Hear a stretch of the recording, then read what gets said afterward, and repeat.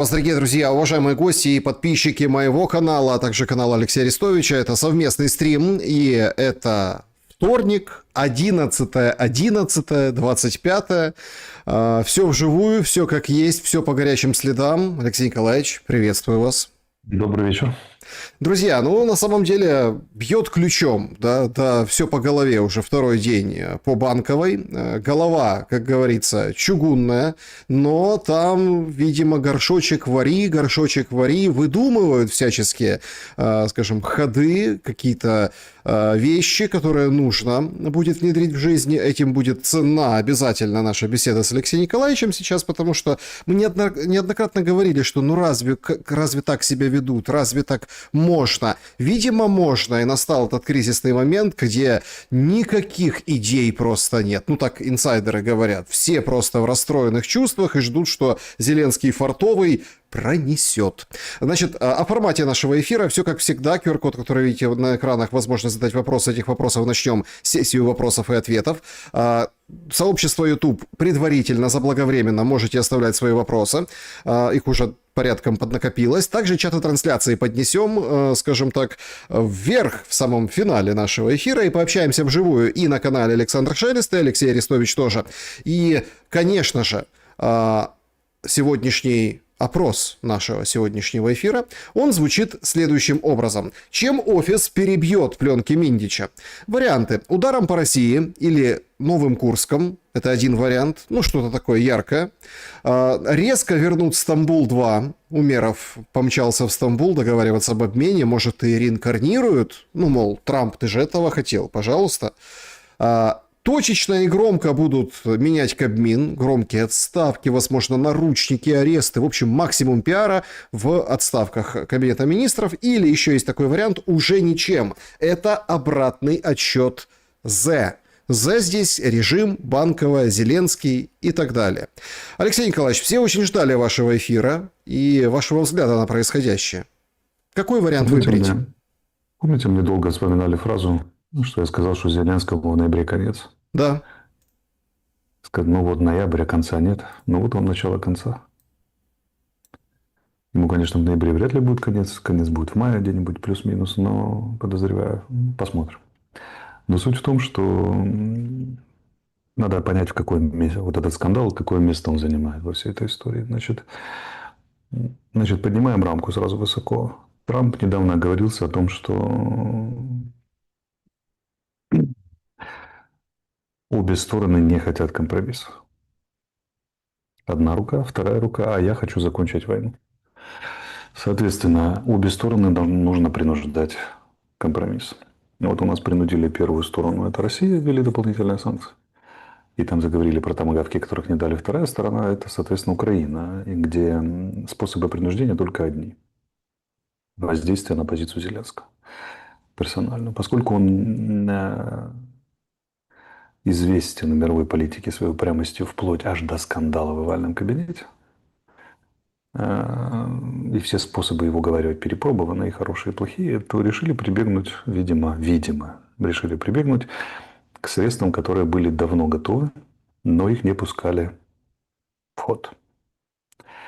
Когда нам рассказывают, что это 15 месяцев следствия и 1000 записей частей, возникает впечатление, что следствие закончилось вчера, и его стали немедленно реализовывать. Смотрите, все это было добыто очень давно, и известно американским властям, например, еще до прихода Трампа к власти. Это все записывали еще демократы и при демократах. Большую часть этой истории. И сейчас просто пошла реализация. Изящество заключается в том, что реализуется оно как бы через украинские органы правосудия, пусть даже независимые, а не американские. Американцы всегда могут сказать, мы своим избирателям, а как, что мы? Мы сами с изумлением смотрим на эти пачки американских долларов, не распечатанные банковские. Как они там оказались, что мы понятия имеем. Вот там в Украине эти коррупционные органы, мы их поддержим. Они должны что-нибудь расследовать. Чтобы понимать обстановку до конца, надо понимать очень важную вещь, что это не самый крупный коррупционный скандал. 100 миллионов, вот из чего складывается скандал? Ближайшее окружение Зеленского, энергетика, это момент, когда блэкауты по всей стране, народ сидит без тепла, без света, воровали на святом, 100 миллионов долларов, часть передана в Россию. шпионская пирамида, которую возглавляет Деркач, а корни упираются в его агентуру самого высокого порядка, которая там уровня министра энергетики и выше, вице-премьер Чернышов и так далее, и так далее. Вот. Но есть скандалы и поболее. Если, например, провести расследование по оборонке, там будет гораздо больше украдено, гораздо больше московского следа и гораздо больше скандально. Их пока не трогают. Оборонка, как вы понимаете, вот сейчас на тепле и энергетике жителей, а оборонка – это прямо на крови солдат. Мне не хочется становиться в позу пророка такого раннего, но я нахожусь в очень сложной ситуации, видимо, придется встать на полсекунды. Помните, я вам говорил, я вынужден произнести эту фразу не для того, чтобы сказать, какой Арестович мудрый был, а потому что как бы как история устроена. 2 года у вас в эфирах и в других я говорю, значит, все это известно. Раз. Вспоминаем слова кандидата и нынешнего главы ФБР перед выборами, который говорил на Трампа и так далее. Большая политика, все было готово. Большая политика не раз вмешивалась и не два. Они блокировали выход этот публичный. Зеленский, который почувствовал, что пахнет жареным, пытался подавить картон и САП как независимые органы, потом картонный протест. Зеленского впервые называют тираном-коррупционером.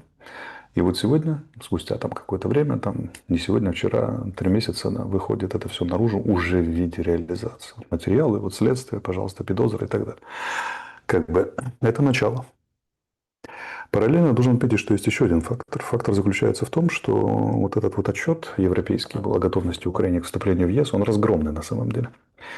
То есть украинцам же не для того, чтобы читать первоисточники. Во-первых, они не приучены, во-вторых, они приучены к телеграм-каналу, в-третьих, ну что сейчас вот в глубину идти, переводить и так далее. Там просто в европейском стиле написано: приветствуем усилия Украины, бла-бла-бла. Потом идет запятая, большое «но», и там разгромнейший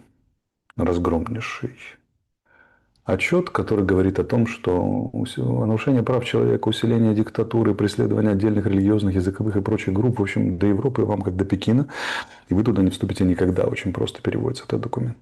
Чтобы вы понимали, сейчас идет очень серьезное движение по отделению Молдовы от Украины и Грузии, соответственно, на пути в ЕС. Помните, была связка, был подписан меморандум, где они на троих. И сейчас европейская сторона, подчеркну, не молдовская, европейская сторона работает над тем, чтобы Молдову отделить.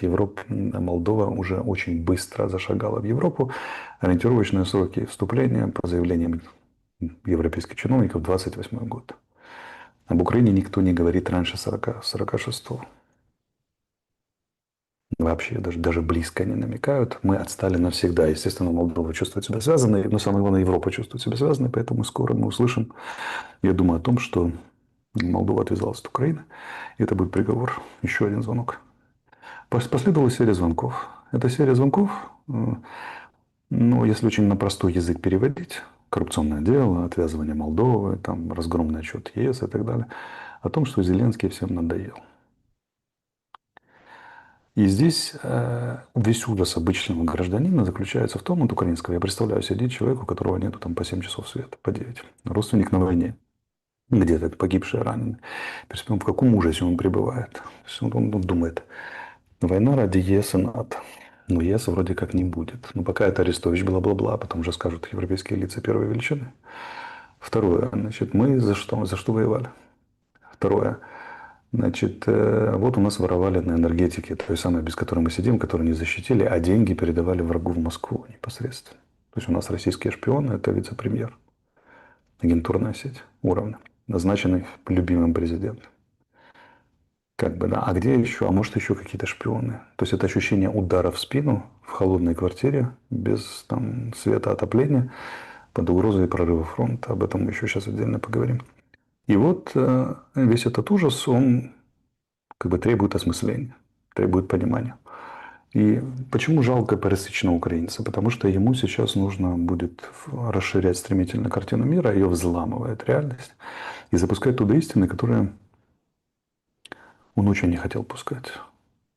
Все эти годы он рассказывал, что все, кто это доносит, страшные московские шпионы, по делам им санкций, сволочам таким, они подрывали боевой дух украинского народа, и работали на Москву и так далее. А выясняется, что подрывали боевой дух украинского народа, подорвут сейчас, и работали на Москву законно избранные и назначенные чиновники высшего военно-политического руководства Украины. Когда и если последуют следующие скандалы по оборонке, ужас, который попадет обычный гражданин, вот обычный наш зритель, он превысит все возможное.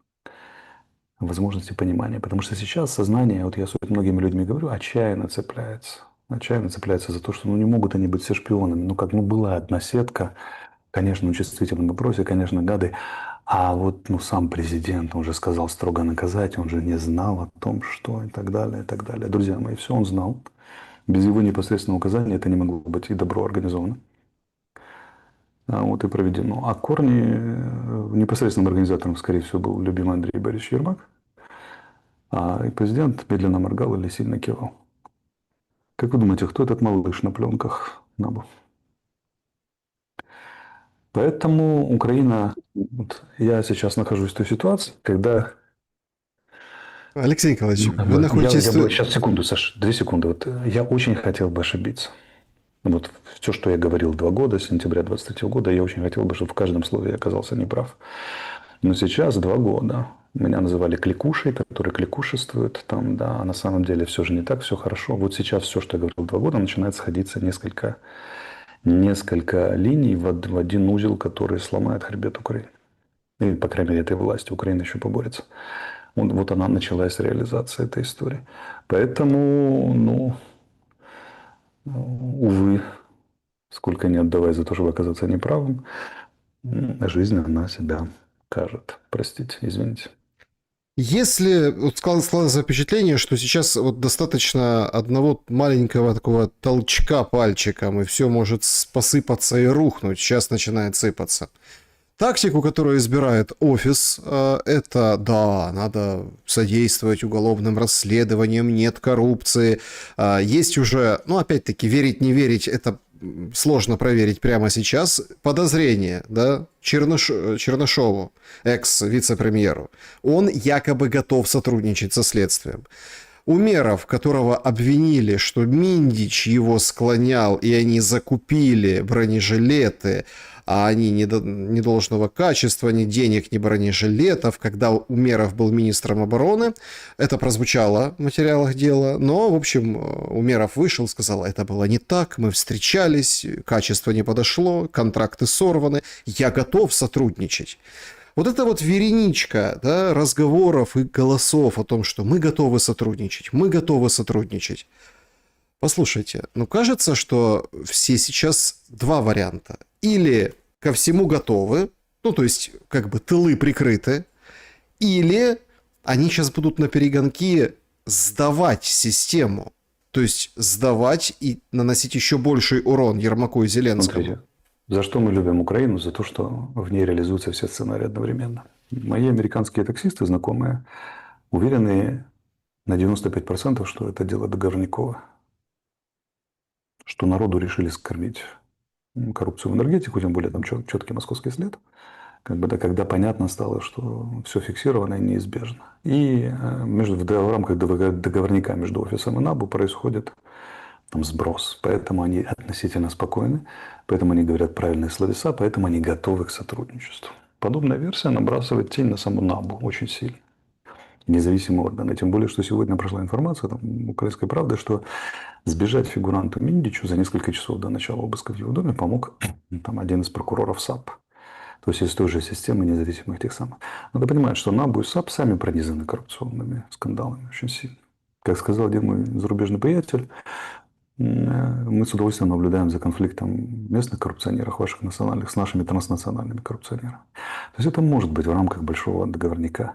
Проблема в том, что в сочетании с другими факторами, а именно положение на фронте, положение в энергетике и прочее, это может приобрести неуправляемый характер со стороны общества, который плохо просчитали люди, которые решили сыграть в большой договорник и подать это как победу над взломом коварной агентурной коррупционной сети. А тут еще, смотрите, когда процесс запускается, начинают сдавать друг друга, кто первый сядет, кто раньше встанет, но могут начинать происходить, представляете, как подковерная борьба идет? Какие материалы выскочат еще? В каких рамках? Никто не знает. Кроме того, если верная версия о том, что все-таки американская администрация кивнула, то НАБУ может играть в двойную игру. Она может говорить Зеленскому, конечно, и его товарищам: это договорняк, ребята, все отлично, мы договорились, все управляем. Следите за руками, посадим плохих людей, а хороших переназначим, как Галущенко, с министра энергетики до министра юстиции. Делов-то. Но они могут обманывать. Или они назовут это оперативной игрой, а реально материалы будут выдавать и дальше. Поэтому ключ где? Где ключевая точка? Ключевая точка так. Это администрация американская запустила или это инициатива НАБУ? Если инициатива НАБУ, то элемент договорника будет 100%. Они слишком вплетены в украинскую коррупционную вообще всю эту историю. Если это администрация США, вплетены, не вплетены, они будут пытаться договариваться, там где-то фигуранты будут отпетливать, там переезжать границу и так далее. Но материалы будут сдавать постепенно, если это элемент системного давления на украинское руководство для того, чтобы заканчивать войну. Мне кажется, что дело близко ко второму. Еще посмотрим, как это дело пойдет. Если его начнут разваливать, это точно договорняк. Если будет усиливаться, будут всплывать дополнительные элементы, тогда, значит, не договорняк. Тогда это мы пока не знаем. Но зарубежные таксисты, хорошие такие, знающие, они с прищуром смотрят на это все. Они не очень верят, что дело будет доведено до конца, что фигуранты будут наказаны. Признают, что это элемент давления в том или ином варианте, но скептики относительно возможности надавить. Это означает следующее, что вполне может быть, что будут давить дальше. Мы не знаем. Я сказал бы нашим зрителям не спешить обрадоваться, радоваться. Потому что вполне могут спустить на тормозах, вполне может что-то там еще там где-то как-то и так далее. И вообще сильно подозрительно спокойный офис. Там, да. Они даже... У них был какой-то такой антикриз очень смешной, но не соответствующий момент. Поэтому, отвечая на ваш вопрос, как они будут отвлекать, они, возможно, вообще не будут отвлекать. Они будут жить, как жили, и дальше спокойно следовать и так далее. Опять же, военная ситуация. Если бы это была ситуация мира, уже Майдан бы собрался 100%. Вырвалось накопившееся здесь, на фоне угроз фронта, как-то народ не знает. А кроме того, команды же из-за рубежа не давали на Майдан. Никаких девочек, мальчиков с картонками еще не звали выйти и махать этими картонками, и не обеспечивали им прикрытие от США и ЕС. Если бы дали команду, собрались бы давно уже за 2 секунды, потому что это дело, оно стоит ограничения полномочий НАБУ, тем более, что он напрямую с ним связан. Никого с картонками и близко. Поэтому версия договорника временного между офисом и антикоррупционными органами очень весомая. Скажем так, много факторов говорит в ее пользу. Но, повторюсь, она может быть неуправляемая, а может быть только частью марлезонского балета с последующими наступлениями последующих фигур. Мы не знаем. Я бы не спешил радоваться, но сам факт никуда не деть. Высшее военно-политическое руководство теснейшим образом связано с Зеленским. Его фунты, типа Миндича, формальных должностей не занимающих и так далее, годами создавали, эксплуатировали коррупционную сеть в ключевом секторе национальной безопасности и энергетики с передачей вырученных средств в Москву и, видимо, выполнение указаний из Москвы каких-то относительно реальной защиты энергетики. Люди, специалисты в энергетике, говорят следующее. Один факт приведу. Говорят они до 22 года, я еще был в офисе, что все наши схемы обводные, которые мы придумывали, обходя трансформаторы каким-то способом, которые уничтожались, в следующем налете по ним били. Понятно, да? Кто, куда, как, зачем и почему. Но теперь Галущенко министр юстиции. Так просто на кривой козе не подъедешь. Потому что работа по должностным лицам от министра и выше дает команду президента. Тем органам, которые подчиняются, тому же СБУ. То есть она не может возбуждать уголовные дела без команды президента. Независимые вроде как могут. Посмотрим. Так что я бы сказал так. Это начало. Непонятно, куда это начало вывезет.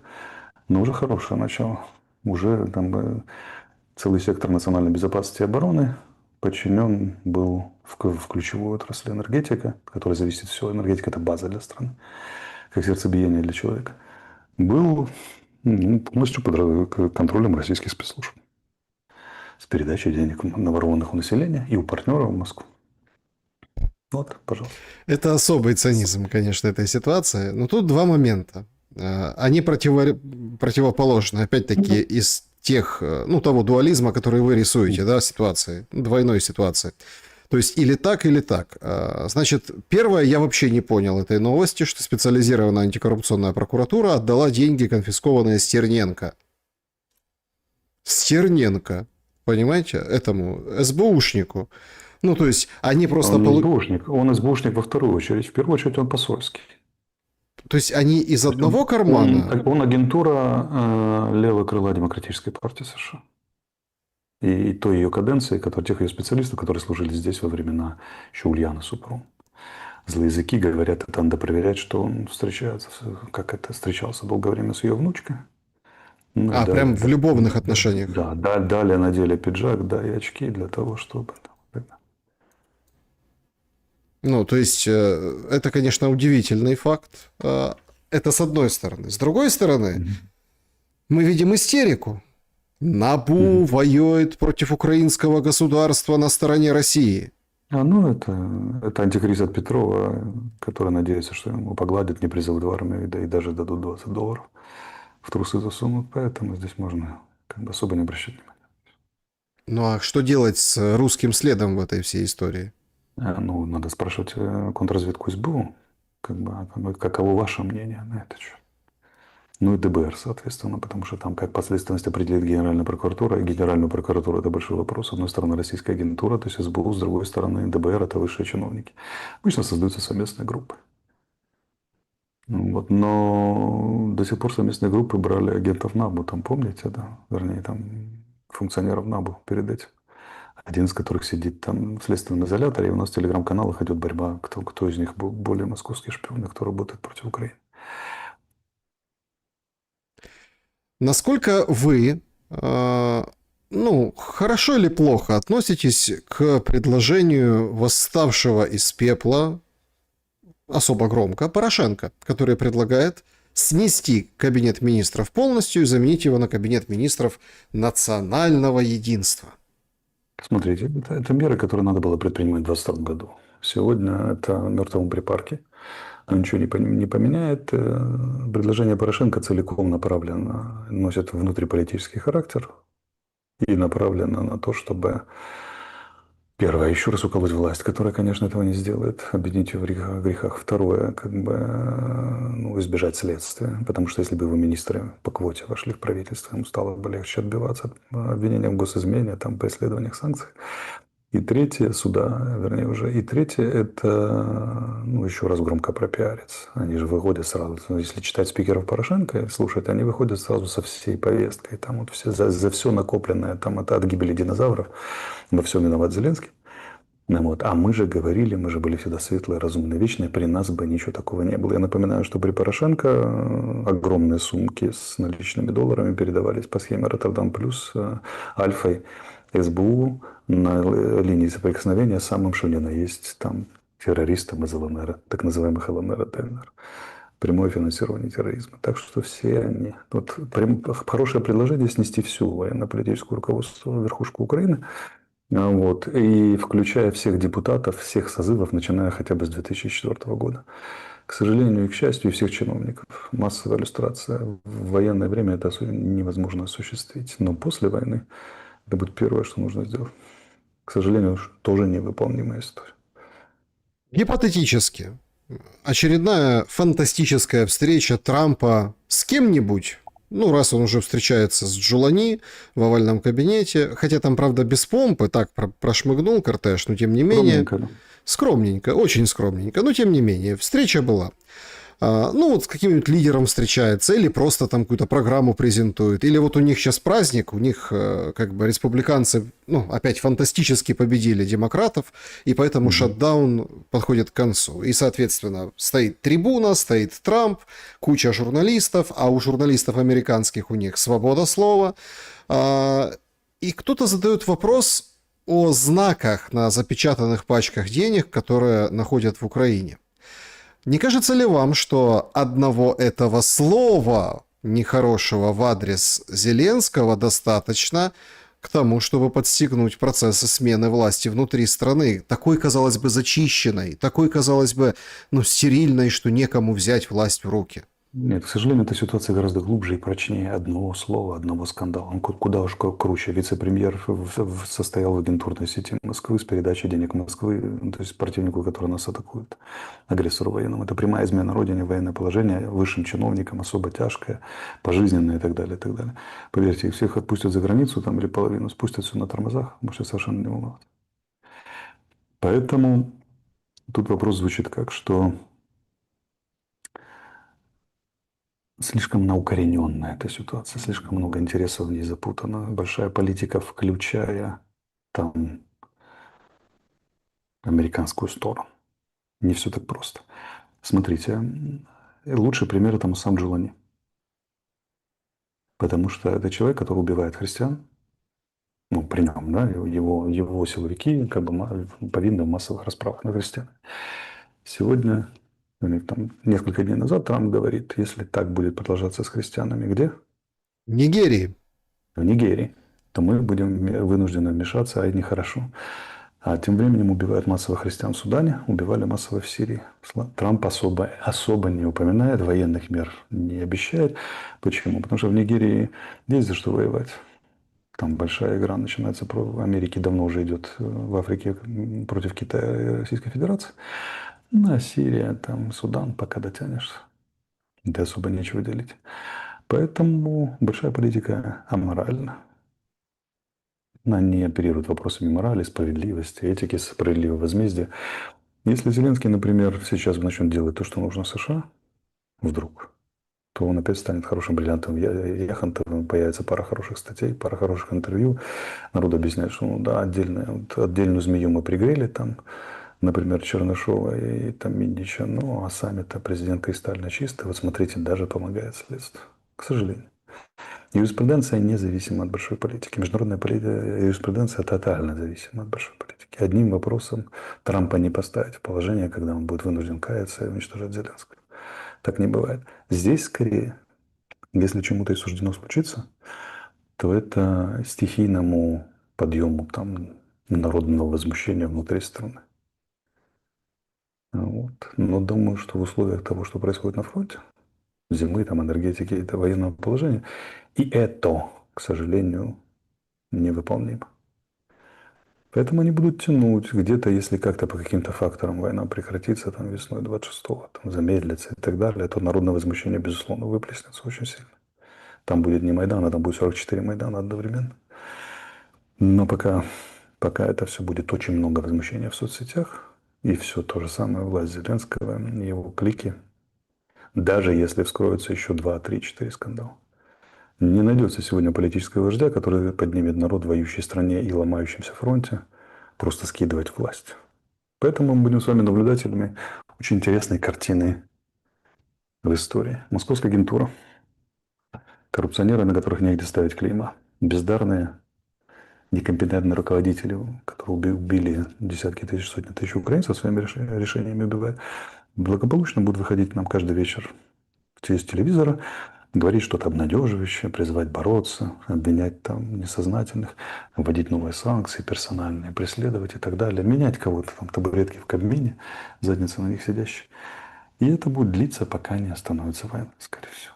Вероятность вооруженного восстания или просто невооруженного народного возмущения, которое приведет к падению власти в ходе боевых действий и ломающегося фронта, я оцениваю как очень низкую. Возможно, я ошибаюсь.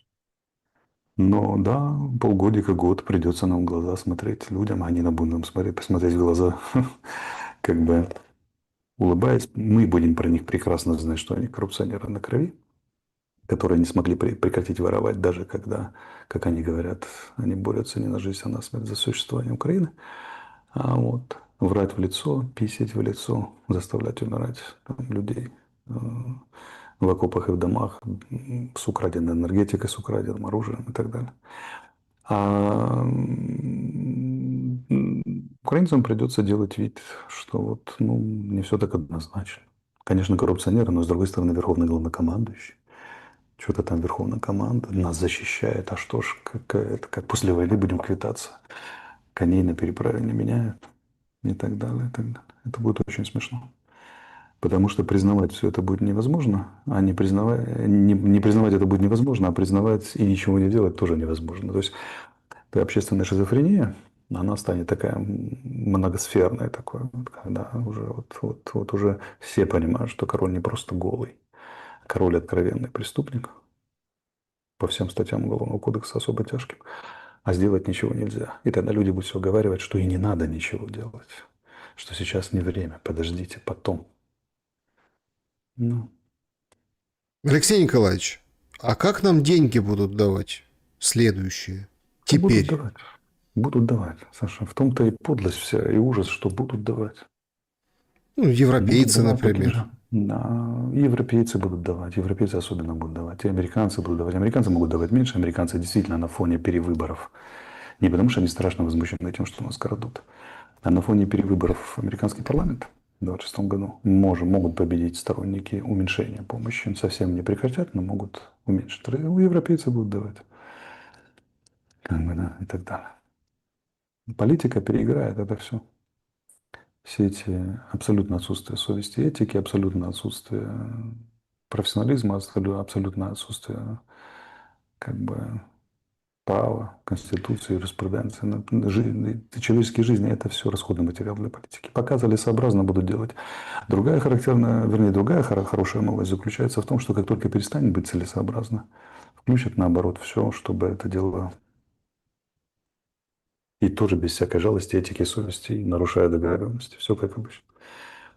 Поэтому это просто до поры до времени. Вот в один момент может щелкнуть, и когда будет команда окончательно плохой, то уже ничего не будет не иметь никакого значения. Ни три фотки в обложке «Таймс», не встававшие и садившиеся парламенты, ни героический имидж, созданный на Западе, ничего. Не одетый галстук, ничего не сработает. Как вам кажется, а чё это дернул Умеров в Стамбул? Ну, потому Переговоры. что, Ну, возможно, погодите. плановый обмен очередной. Может быть, внепланово решили перебить там возвращением тысячи пленных каких-нибудь там и так далее, и так далее. Ну, что-то, ну, это мы не знаем, мы посмотрим. Ну, вот если будут очень широко разбрасывать новости о крутом огромном обмене, где вернулись наши захисники, то, наверное, да, это часть антикриза. Если где-то там что-то промежуточно договариваться, то, возможно, два варианта. Или водят нос за американцев, говорят, смотрите, вы же хотели, чтобы мы встречались с россиянами? Мы встречаемся, договариваемся, у нас идет процесс, ну что же вы так вот такие материалы публикуете, мы же послушны. Либо реально решили подвинуться, но если решили подвинуться, все равно обманут. Ну, это они просто не могут не врать. Это люди, которые кинули всех, с кем они имели дело. Ну, просто смотрите, сегодня Лавров, там была опала на Лаврова, все, в общем, ну, Рубио, вот это, не договорились, почему сорвали Будапешт и дальше, дальше, дальше. А сегодня он выходит, говорит, июнь 24 года, вот такие условия, они на столе, все на меморандуме, как бы отражено, в меморандуме записано, пожалуйста, читайте, исполняйте. И тут сегодня там, Умеров летит в Стамбул. Скажите, Не-не-не. Если мы ищем мира в этом, то Турана нет. Речи не идет об этом. Кроме того, никто российский ультиматум не собирается выполнять ни у нас, ни на Западе, чтобы вы понимали. Стратегия определена, она ведет к тому, что Россия ожидает экономический кризис, как считают на Западе, внимание, в ближайшее время. И тяжелый вплоть до дефолта. И к апрелю 26-го она попадает в очень серьезную зависимость экономическую от своей способности продолжать боевые действия вообще. От выплаты там даже напечатанных рублей тем, кто служит в армии, контрактникам, заканчивая там обеспечением, просто финансовым обеспечением боевых действий интенсивных.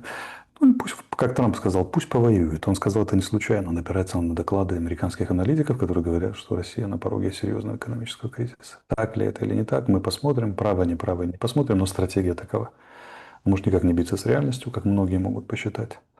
Кто нас слушает, такова стратегия. Поэтому никто не будет там демилитаризировать и денацифицировать Украину до конца и отдавать 4 области и Крым. Поэтому, хотя, что там отдавать? По 75% областей захвачено уже даже.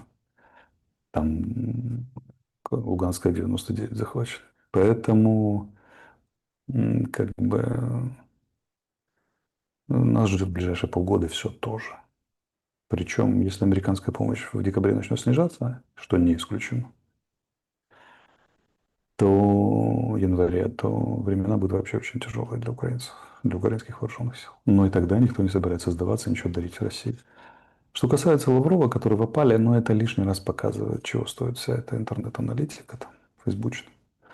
А человек не показывает, может, он простуду лечил. Он министр иностранных дел России, никуда его не девали, никакая значимость у него. Он вышел, как это слово, озвучил позицию России на высоком уровне. Все хорошо. Специалисты поопали, кто там куда опал тогда. Ну, Foreign Affairs сегодня подготовили материал, опубликовали, что будет Украину Путин брать в 3 этапа. И конечной точкой будет Харьковская, Николаевская, Одесская область и вот это вот все. Ну, ну, в Харьковской уже. то, как Да. Арестович говорил когда-то. Ну, простите, Харьковская уже 25 километров лишних создали. Запорожская прорыв такой небольшой, симпатичный, как бы, да, продвигается вперед. А Херсонская, Николаевская – это большой знак вопроса. Почему? Потому что форсирование Днепра и морская или воздушная комбинированная наступательная операция через водные препятствия, одно из которых Днепр, второе из которых Черное море, гораздо сложнее, чем кажется. Намного сложнее. Поэтому это вопрос. Это возможно только при полном коллапсе обороны Юга, когда там россияне без особого сопротивления заходят туда, но пока до этого далеко. Хотя на фронт начинает уже потрескивать в разных местах. Ближайшая задача – это взятие Донецкой области полностью, ну и Запорожска. Конечно. Алексей Николаевич, я хочу с вами нетривиальным образом начать обзор ситуации на фронте с, Угу. простите, рывка в сторону Запорожья. Значит, об этом писала Безугла, ее тапками забросали вместе с Бунятовым. Говорят, ребята, пока вы там вот это вот вошкаются все, да, то есть вот это рассказывают нам 300, а сейчас нет, 350. Вот сейчас, после того, как в туман зашли российские военные, 350 российских военных человек в Покровске. Давайте так, 351. Их в тумане посчитали, хорошо, его теперь точно известно. Ну вот как-то так, понимаете? И тут будут бросаться туда. И бросились в сторону Запорожья. И теперь все говорят об окружении Гуляйполя и обходе линий укреплений. И, внимание, официально, такого я не помню давно, официально признали, ВСУ отступает от Успеновки, ну и вот в этом регионе. Ну, видимо, события развиваются настолько быстро и катастрофически, что решили сработать на упреждение. Вот. А во-вторых, сейчас, видимо, дана команда из офиса играть в суровую правду.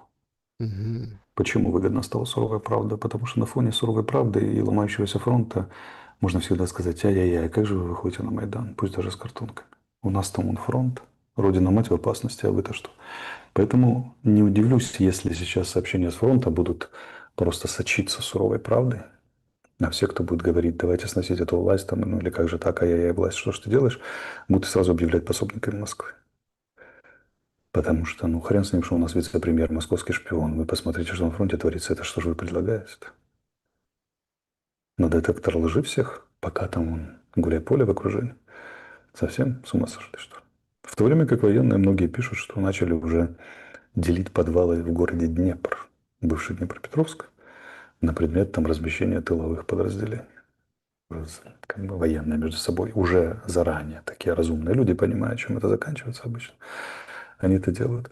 Главная мысль, Подождите, Мария, главное... извините, Да. пожалуйста, переведите с полувоенного на Ну, смотрите, тыловые полугражданский. подразделения, они же там, когда фронт подходит 70-80 километров к городу, они уже, город начинает оживать. Туда заходит множество военных, как писал недавно наш военный, описывая последовательное приближение. Вот. И тыловым подразделениям, бригад там и прочее, нужно заранее распределить хорошее помещение, им же там работать. Командные пункты там будут расположены, просто тыловые подразделения. Они начали делить между собой подвалы Днепра. Ну, подвалы понятно почему. Как бы если прилететь сверху, то защита. Вот. И якобы уже такое соцсоревнование началось, по словам некоторых дописывачей. Но смотрите, здесь же дело в другом. Главная идея Марьяны какова? Она говорит замечательную вещь, что пока медийное, оперативное для военных и политическое внимание приковано к Доброполю Покровск, российские генералы, отвлекая туда последние немногочисленные резервы, которые остались с украинской стороны, и оголяя остальные участки фронта, притянув туда, вот, управляя как куколками нашим руководством, военным и политическим, ударили в слабом месте, сконцентрировались, да, и решают задачу прорыва на Запорожье с юга на север и одновременно прорыв на Днепропетровском фронте с заходом в тыл запорожской Гуляйполевской группировки. До Запорожья сколько там, 25 километров? Это ну, даже половина дистанции современных, ну, 2/3 дистанции современных дронов на оптоволокне. Запорожье — фронтовой город отныне. Что такое 25 километров? Это дальность стрельбы 152 миллиметра. Артиллерия, если хочешь, достанут и так далее. Это уже фронтовой город. Вот. И если так будет дальше продолжаться, как бы, да, и схлопнется Покровская миргородская группировка, а резервов у нас там, видимо, не очень есть. Особенно если Сырский пойдет там героическое контрнаступление, срезать что-то там сверху и прочее, как он рассказывает, то у России может у российских вооруженных сил после захлопывания Покровской истории может высвободиться 50-70 тысяч лишнего войска. Если 40 из них уйдет на Днепропетровский фронт с перспективой окружения с задачей окружения Гуляйполевской группировки, а 30 пойдет на Запорожский для прорыва с юга на север, то фронт наш не выдержит. Все эти прорывы, малые, большие, это вот как, знаете, стенку вода подтачивает. Сначала стенка становится влажной, потом капельки, потом маленькие ручьи, потом вода хлынула, а потом ломается стенка. Вот сейчас уже ручейки отдельные туда-туда. Причина все те же, которые мы называем сентября 23 года с вами, Саша. В первую очередь, это нехватка личного состава. Поэтому у нас же великие умы работают. Сегодня Берлинская заявила, что пехоты нет, надо учиться воевать без пехоты. Как это? После чего все мои знакомые военные смеялись, падая со стульев. Но военные, они как бы далеко, они ничего не понимают в современной войне. А Маша, я думаю, справится. Маша и Сережа, наши опоры. А также САП и НАБУ. Поэтому, как бы, надейтесь на них, все будет хорошо. Помните рекламу, Если... и Сережа тоже, да. Да, и Сережа тоже. Поэтому дела вот так на фронте. Марьяну закидывают тапками, но идея это понятна. Отвлекли в одном месте, ударили в другом. Это большая проблема украинского стиля войны еще с 15 года, с 14. Мы слишком предсказуемы стали. Помните, как ДАП происходил? ДАП — это Дебальцевская операция. У нас были немногие, очень немногие резервы.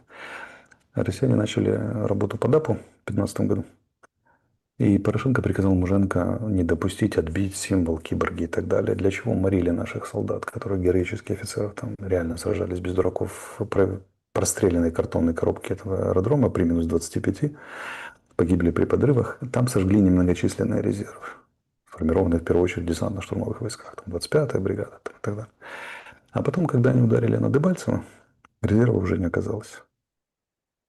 Это закон рукопашного боя. Еще как бы, да, вот в первом классе учат, что показываешь вверх, бьешь вниз, показываешь вниз, бьешь вверх. Ну и на войне то же самое показал в одном месте, а поскольку россияне прекрасно знают, сколь падки украинское руководство, в принципе, это феноменальная болезнь, что у Порошенко, что у Зеленского, падки на пиар, то создать очередную фортецу, накрутить ее медийно заявлениями российских военкоров, заявлениями российских военных и сделать, породить в украинском руководстве жгучее желание там очередную фортецу сделать, не допустить посрамить Путина и так далее. Смотрите, что они сделали. В рамках обеспечения этой оперативной игры выступил не кто-нибудь, а президент Российской Федерации. Лично. Да, он сказал следующее, что Покровск уже взят. И он готов привести туда международных корреспондентов. Все хихикали, тыкали пальцем, говорили: боже, какой смешной и глупый Путин. Сейчас Герасимов посыпется, он же его обманул. Или командующий армией, наши высокие лбы, наши военные эксперты. Выступали, говорили: вот как опозорился Путин в очередной раз. А у наши Зеленские и все остальные товарищи заявили: сейчас мы посрамим Путина, смотрите. Мы вам пока мы знамя поставим снова штурмовым полком. Пойдем через весь Покровск, поставим знамя и покажем, что Путин не прав, что Путин обманулся. И, конечно же, туда перекинули резервы. И Сырский съездил на 2 командных пункта со значительным лицом. Буданов высадился.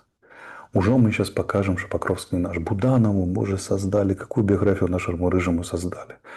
И вот он противостоит Ермаку и Путину одновременно. Что только не пишут там наши блогеры за $200 или за отсрочку от мобилизации для родственника какого-нибудь.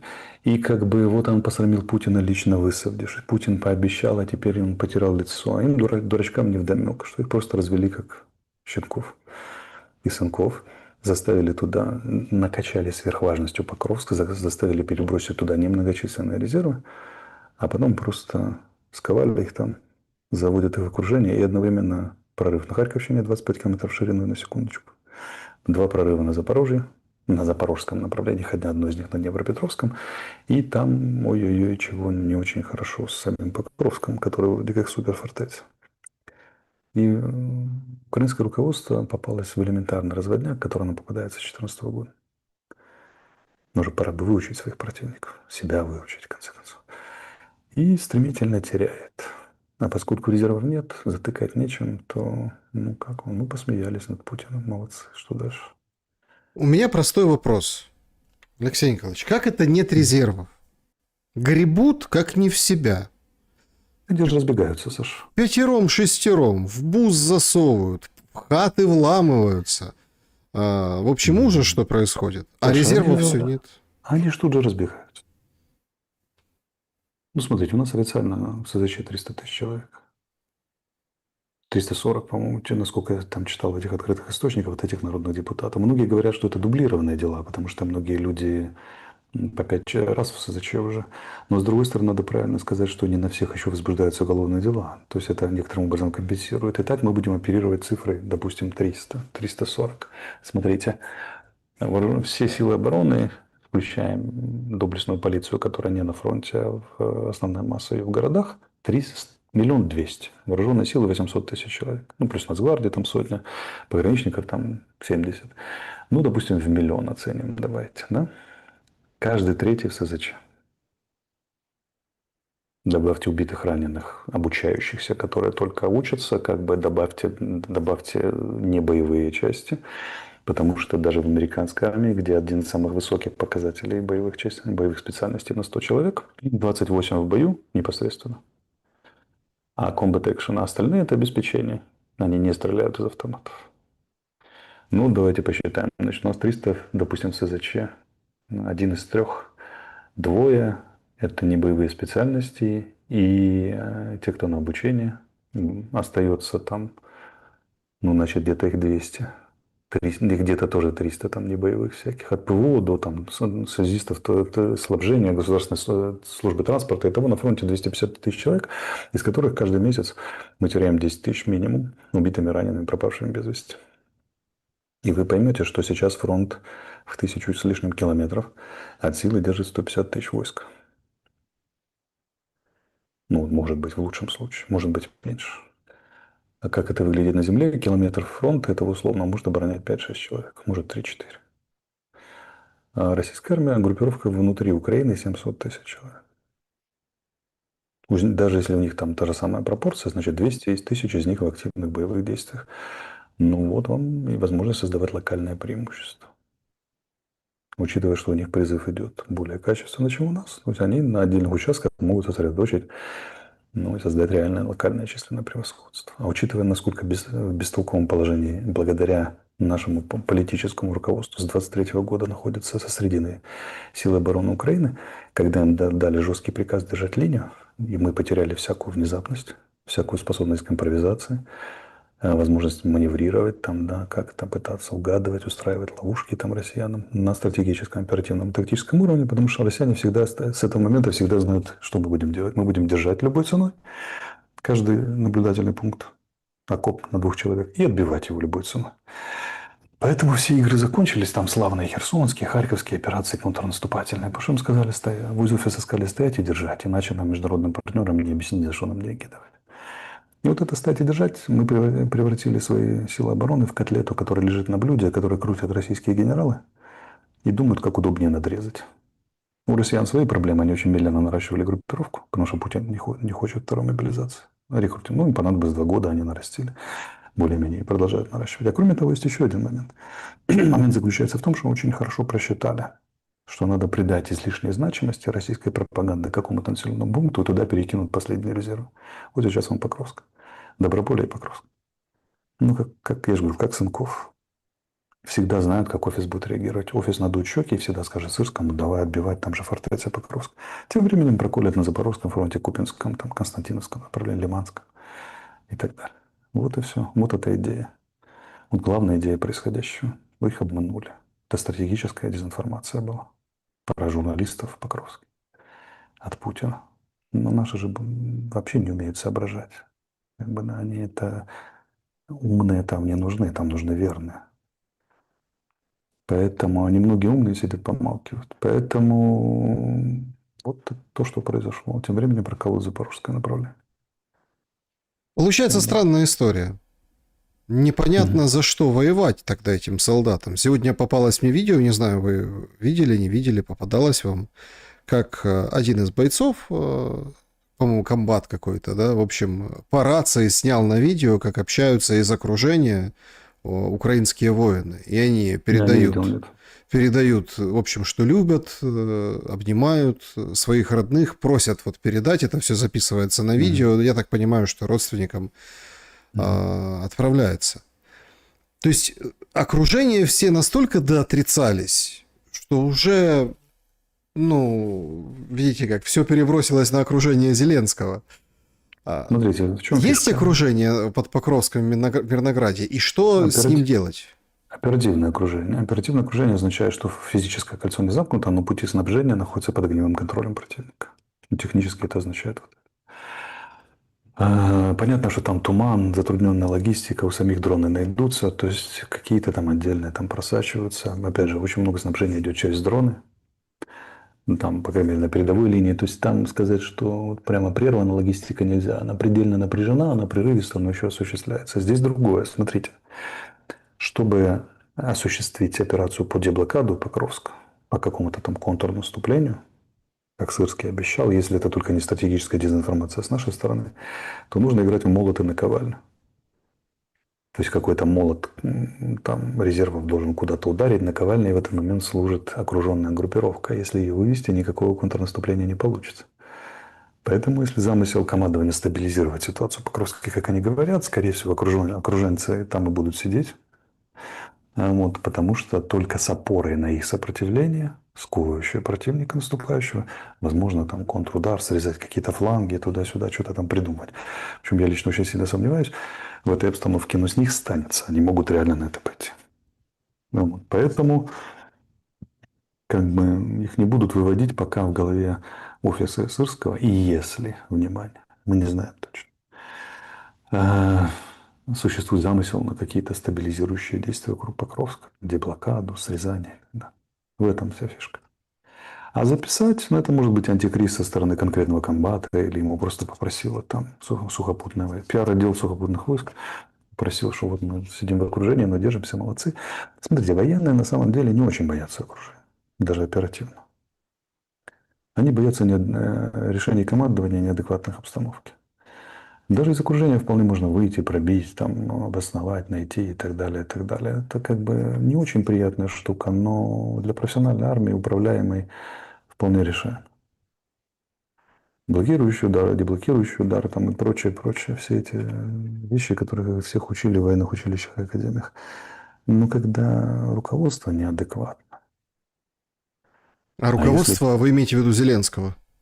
начало военное, потом политическое. Но Сырский тот представитель той части военного руководства, который безоговорочно выполняет любые политические решения, даже самые безумные. Залужный он умел возражать. В целом выполнял, потому что он подчиненный, он куда должен, он по Конституции должен выполнять по законодательству, но он умел спорить. Он был не очень удобным. Сырский выполняет практически, он тоже спорит, конечно, но он спорит в строго отведенных рамках. Может спорить по частностям, но по общему плану нет. Алексей И мне Николаевич, очень пока не объяснить, ушли. почему. Потому что я вижу печать очень четкую от Курской операции до всех остальных, очень четкую печать пожеланий политического руководства о том, как вести эту войну. Алексей Либо Николаевич, прокомментируйте заглохший Купянск, оттуда практически нет новостей. Почему? Хотя до этого были сообщения, что бои уже в Купянске узловом, а карты Deep State, ну, которые сейчас на экране, они просто, ну, не хотят расстраивать общественность. смотрите, ну, во-первых, давайте так, карта Deep State отстает. Она не сильно отстает, но отстает по той простой причине, что они же только проверенную обстановку, вернее, туда излагают проверенные данные. Проблема в том, что конкретно докладывать, где что захвачено на фронте, это очень тяжелая работа. Эти мужественные люди взяли ее на себя. Вот. Был эпизод годик назад, когда их все, они что-то там не то написали, их всех начали призывать дружно, к ним ТЦК приехал. Как бы на команде. Так вот, и часть уехала на фронт, насколько я помню. Так вот, часть договорилась. Они тянут на себе эту ответственность, очень тяжелую, потому что Ну и только проверенную информацию, повторюсь. Реально фронт сейчас динамичный, сразу на нескольких участках, и серая зона закрашивается гораздо быстрее. В Купинск перебрасывались частично резервы из остатков спецподразделений украинских, потому что, ну, там и по батальончик другой, там, как говорят, военные с мест, кого-то там, кого еще набрали, вот, что дает возможность там на 2, 3, трое суток, четверо как-то там что-то отпить, полулицы, что-то как-то стабилизировать, какую-то логистику потянуть. Но дальше все упирается в принцип ротации войск. Смотрите, по натовским показателям, к которым так стремится Украина, если в войне не соблюдается принцип 1 к 2, то есть подразделение воюет месяц-два, отдыхает и приходит в себя, доучается, то армия рано или поздно просыпется. Что вы скажете об армии, у которой годами нет ротации? Вот мы, украинские военные, беспримерный подвиг, 150 дней они провели, два бывших школьных учителя провели 156 дней там на передовой, молодцы, заросли бородами. Вот, ну такие герои. Это же управленческая катастрофа и организационная. Они не должны ничего делать 150 суток на передовой. Они должны там 5 суток, потом выводиться, 10 суток отдыха, приведения себя, подготовка, снова заходить. Даже на уровне подразделения. А если этого нет, значит что-то не так с управлением армией, с ее подготовкой, обеспечением и так далее. Поэтому все введенные в Покровск десанты, введенные в Купинск десанты, которые там что-то могут отбить, флаг поставить, это не имеет отношения к тому, что называется ведение систематических боевых действий, плановых. Это означает, это что-то значит с точки зрения пиар-акций, попытки что-то там дестабилизировать и так далее.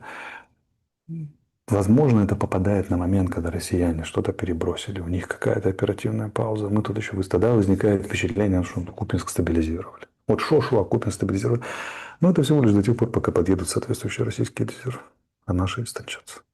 Принципиальная же борьба не идет в сфере там Покровск-Купинск. Принципиальная борьба идет в сфере степени скоростей подготовки, укомплектованности и применения сил. Если россияне призывают и готовят больше людей, то хоть 4 миллиона дронов, которые мы производим ежегодно, как нам рассказали, одновременно взлетят, все равно преимущество будет за противником, он его будет реализовывать.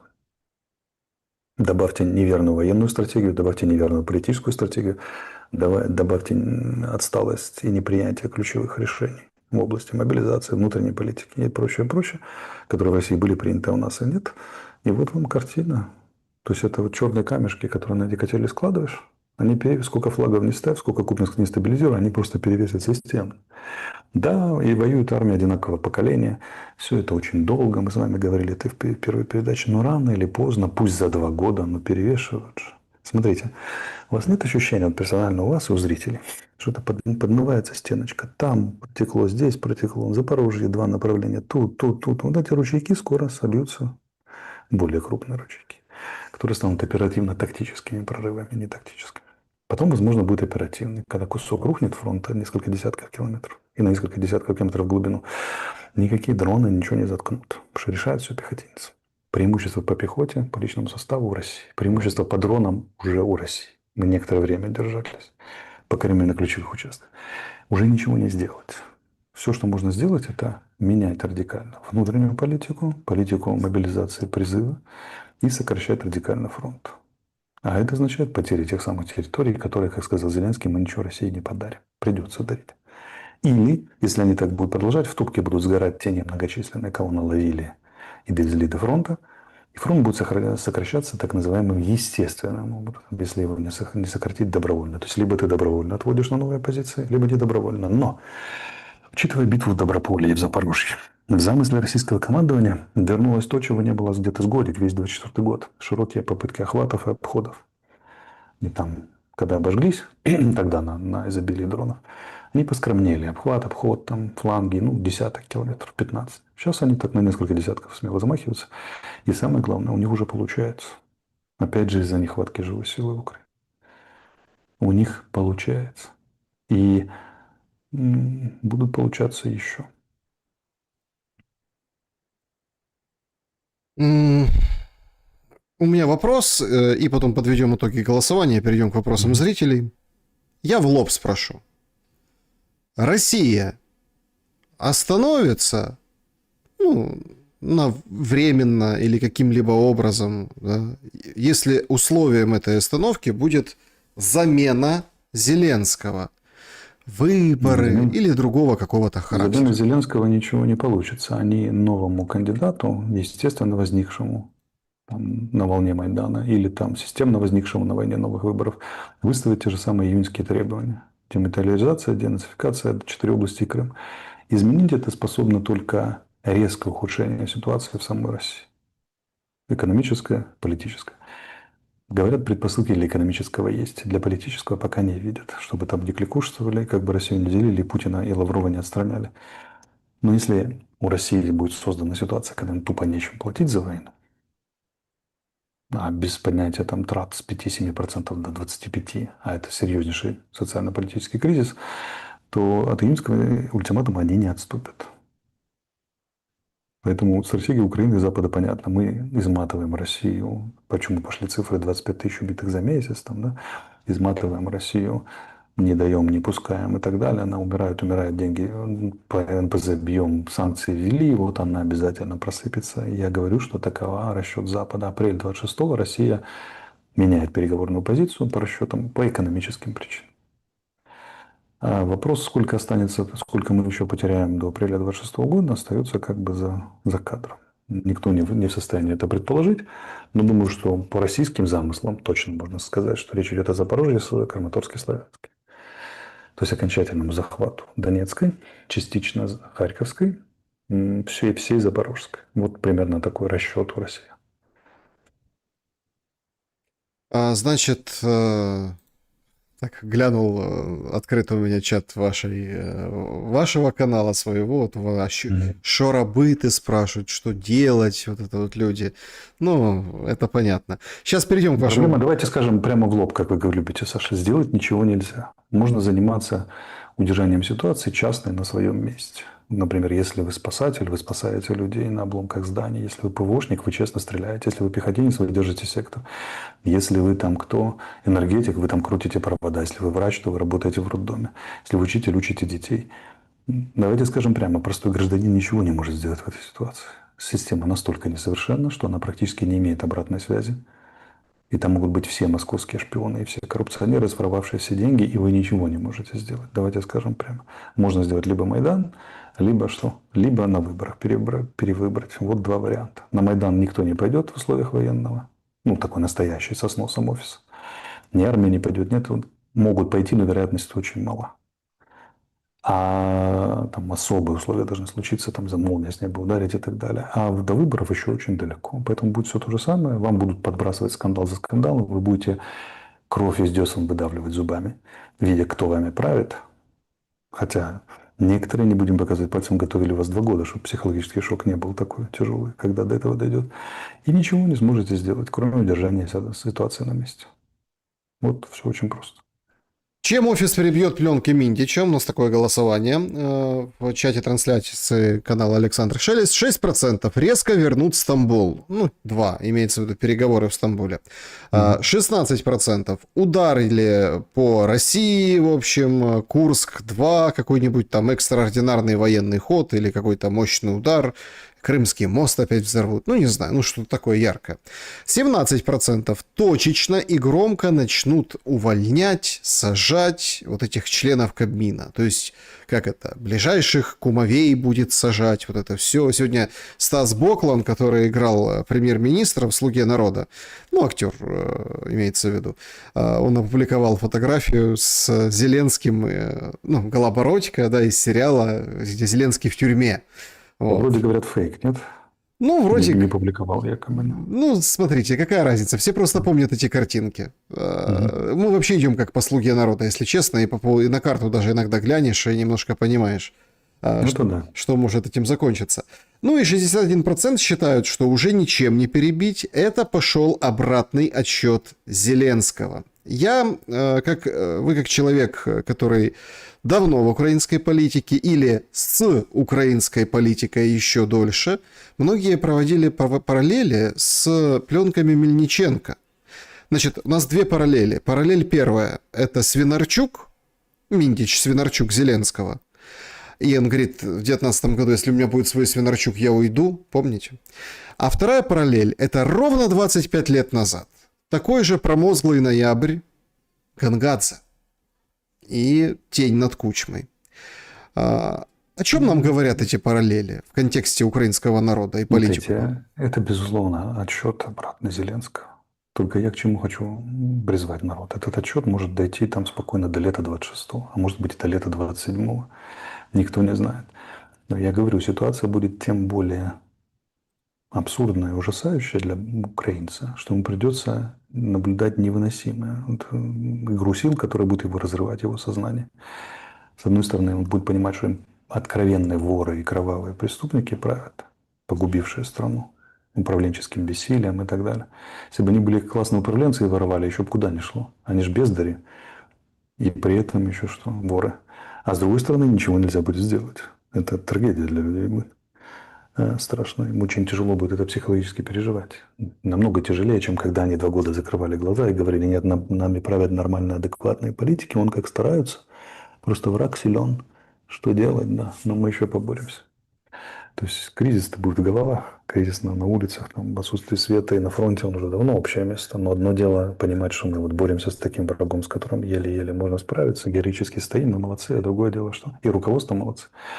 А другое дело понимать, что и мы что-то не поняли вовремя, и руководство преступники, и еще кризис. Это совсем другая история.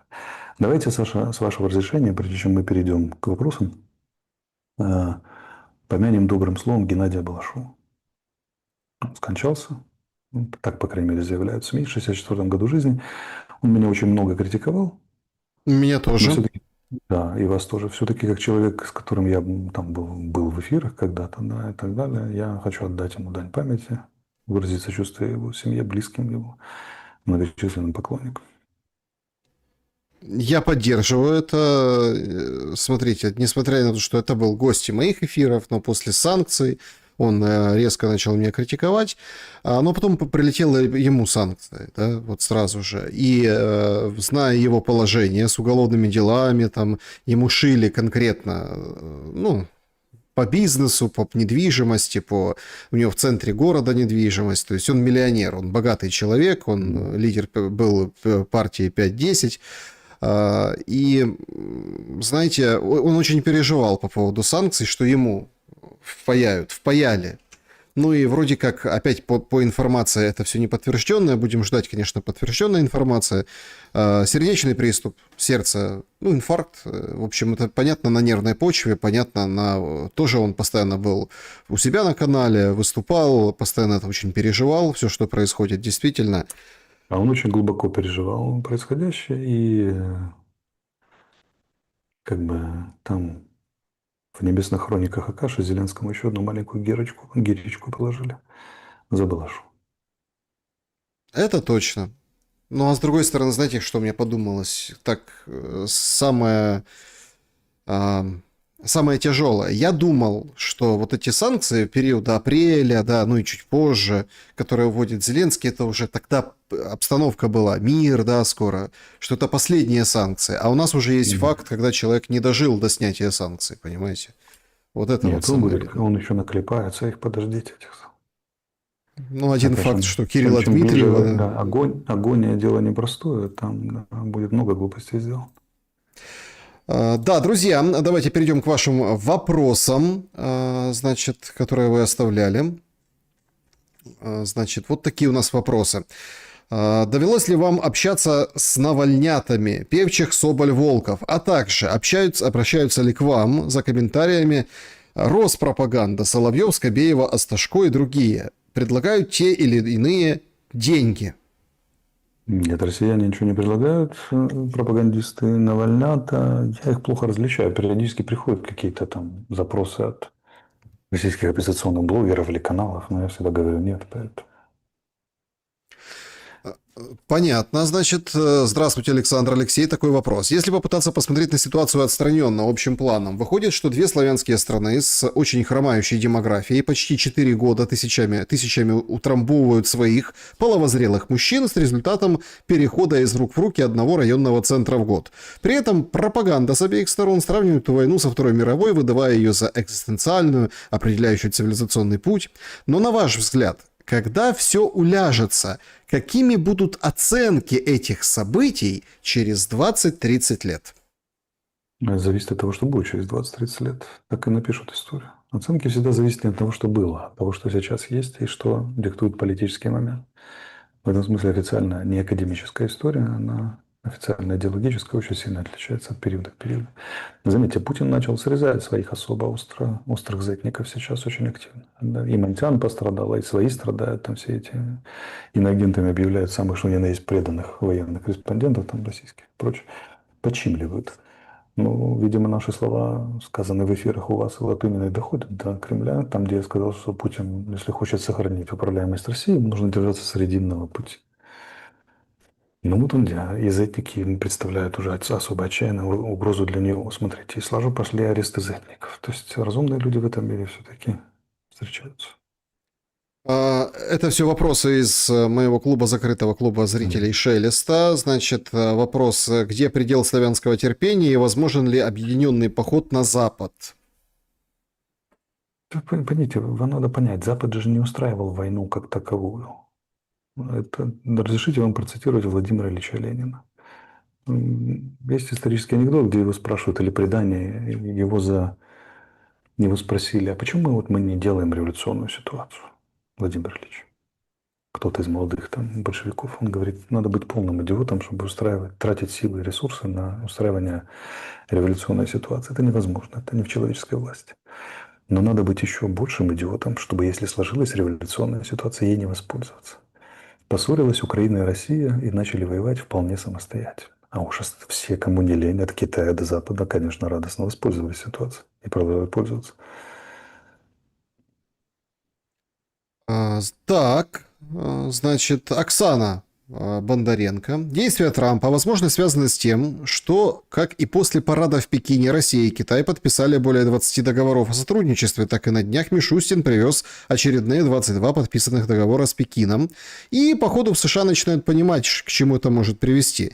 Трамп и решил выполнить обязательства, которые взял в Анкоридже, о которых говорил Лавров. Действия НАБУ не могут быть не согласованы с США, включая участие ФБР по делу Миндича. А выехавшие ворошки, в общем, воры из Украины могли сотрудничать с ФБР в обмен на гарантии.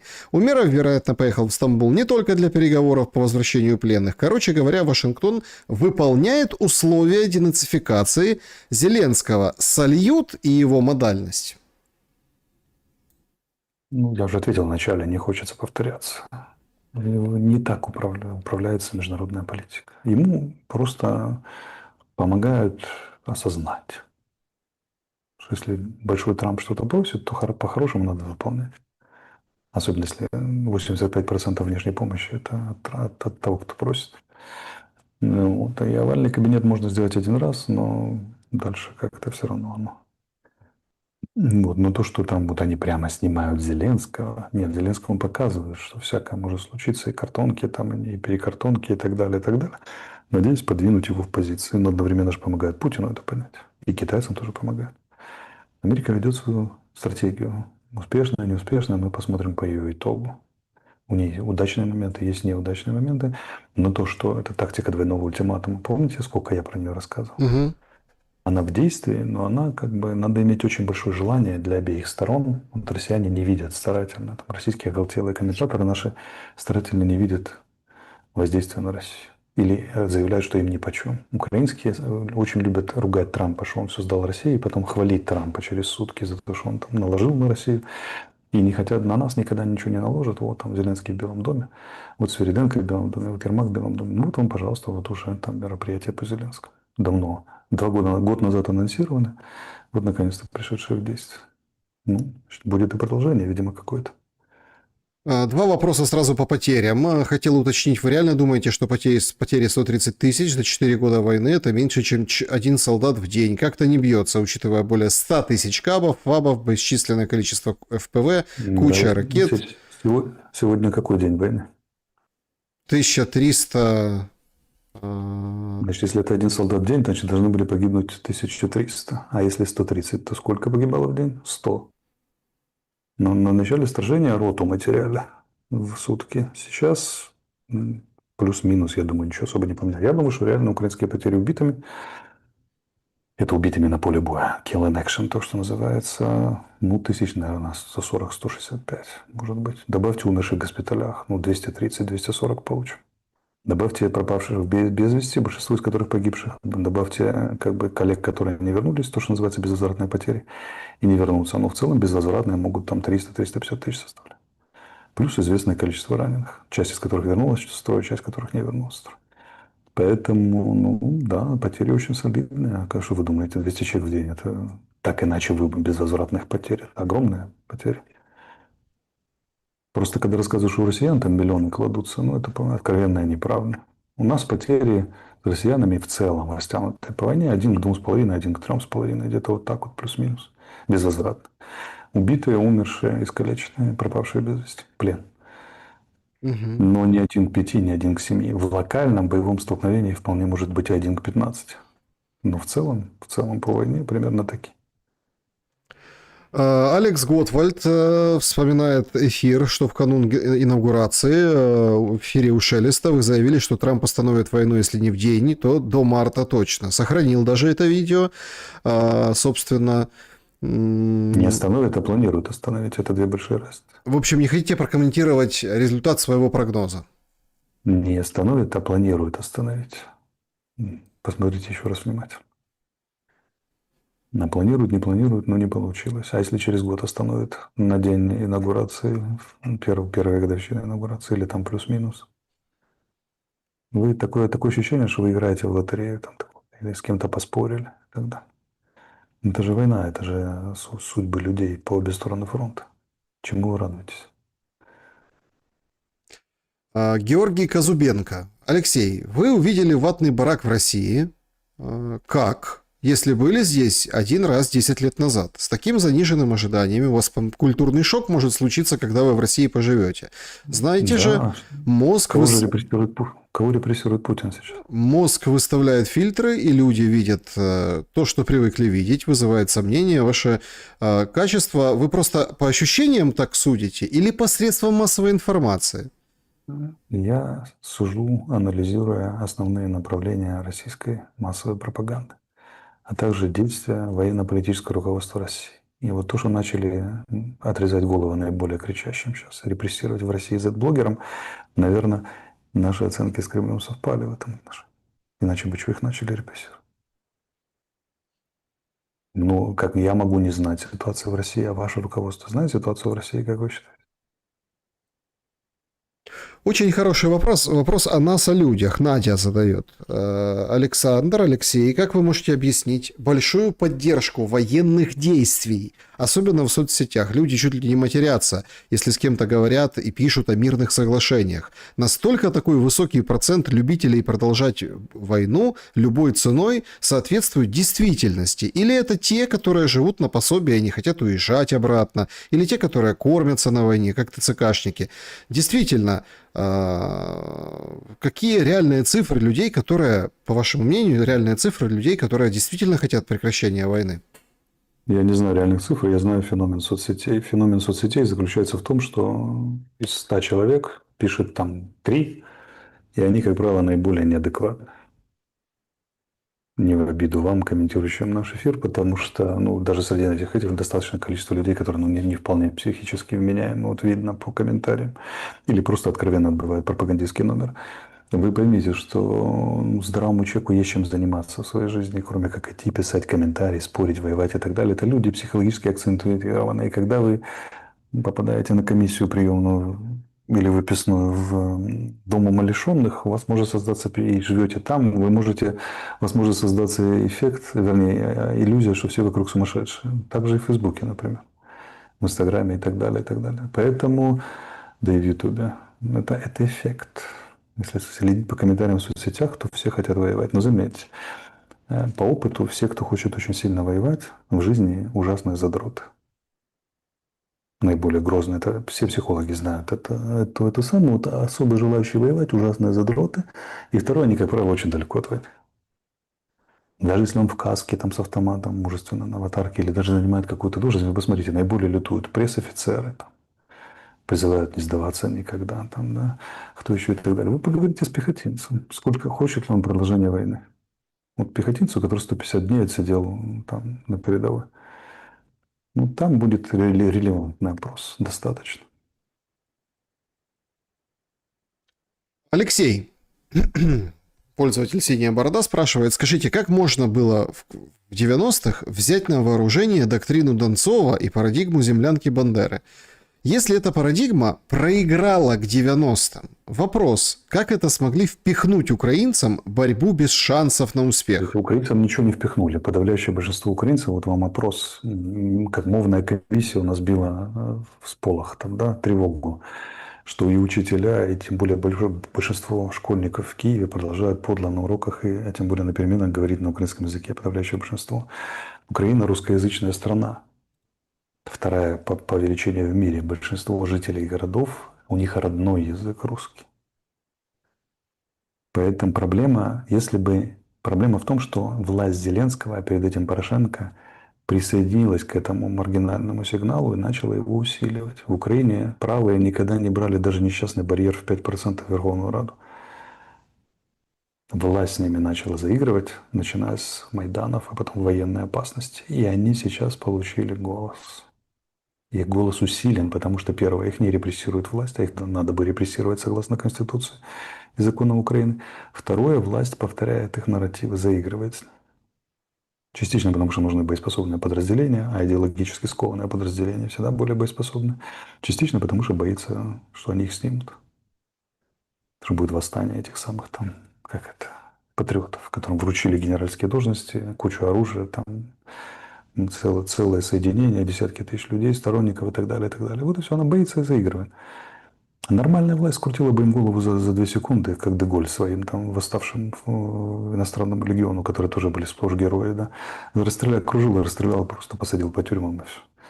Поэтому как бы и все бы стало на свои места. Но проблема не в правых. Правые всегда есть, как и левые есть. Но они в нормальных государствах, они всегда на маргинесе. Особенно крайне правые и крайне левые. Проблема в том, когда к ним присоединяются, усиливают, поощряют и заигрывают политики. Именно это случилось с левыми активистами, с правыми националистами в Украине. Вот рецепт коктейля, который отравил Украину. Все очень просто. Так, переходим к вопросам из чатов.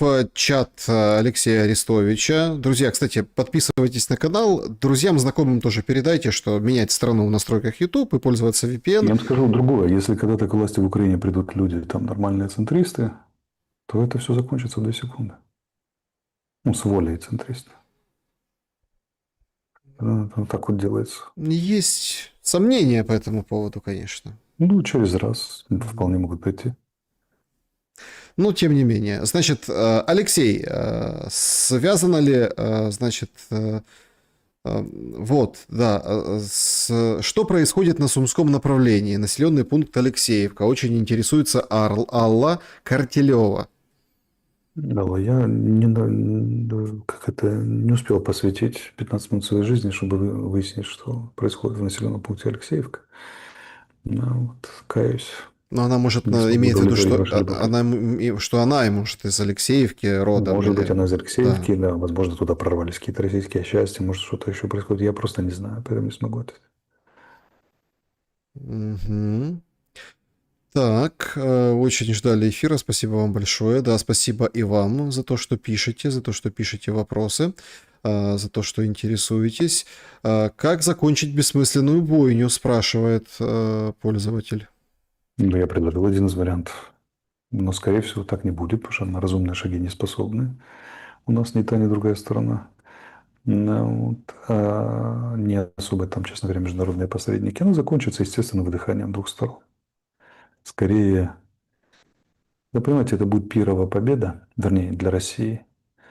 Частичное поражение для Украины, но и те, и другие объявят это своей полной победой. Мгм. Да, да, да, да. Благодарности. Спасибо, друзья, за благодарности. Значит, естественно, мы в России хотим окончания войны. Это нормально. Вот только на наших условиях.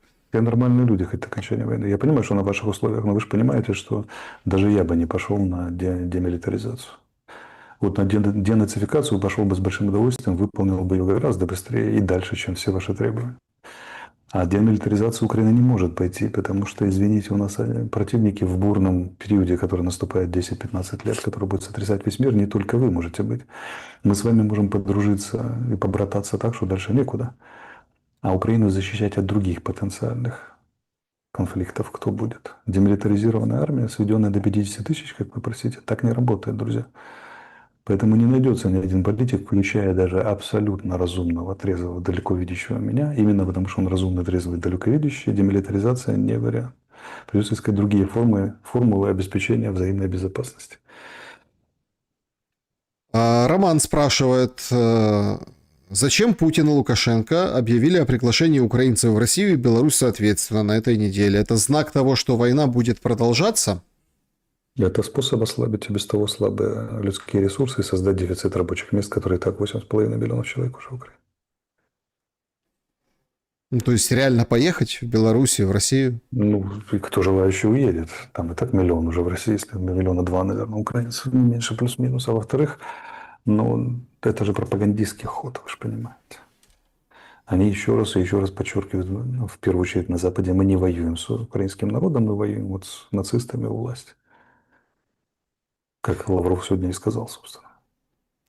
Ну, он про Зеленского сказал, что он нацист. Ну да, ну так это и есть нацисты у власти, правильно? А вы согласитесь с Его Лавровым? слов.